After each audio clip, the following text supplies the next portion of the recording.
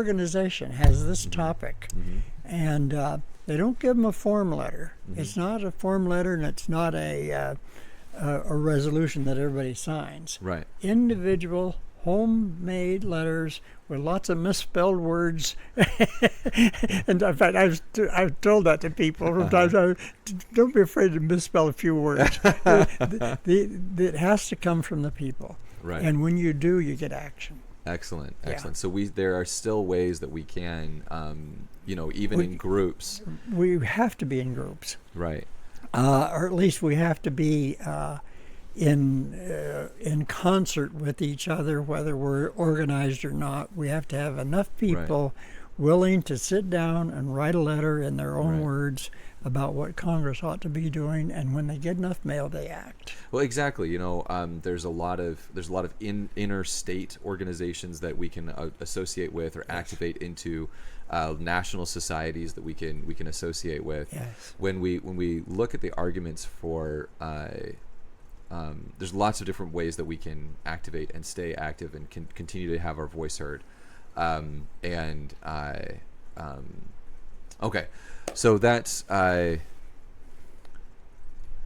okay. So the Constitution and an Article 5.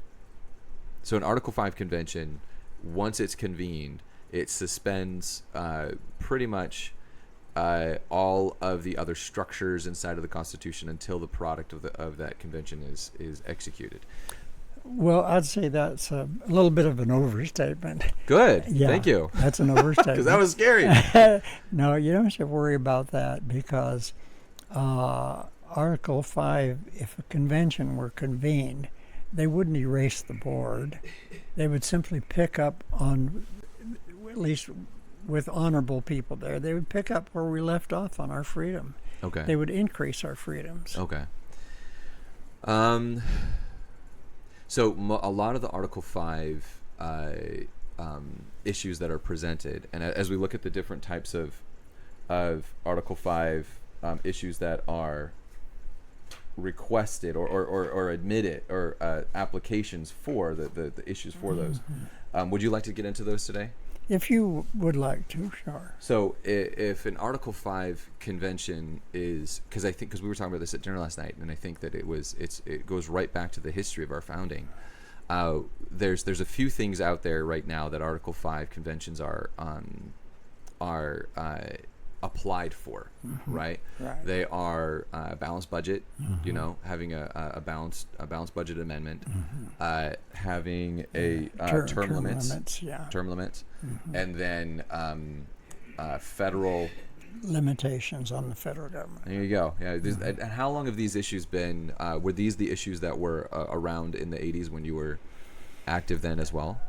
No, these issues developed over a period of time. Okay. The instigators or the promoters of the CONCON, we call it a convention, we call it CONCON, realized that they needed a little more power in their resolutions and their efforts. Right. And that's when they brought up these specific things. They didn't come up initially, but about, I would say somewhere in the 1980s, maybe the 1990s, they started it with these issues like term limits. The big mistake they made there, and continue to make, is the fact that most people don't realize the United States had term limits, and it didn't work. We had term limits at some point. Right.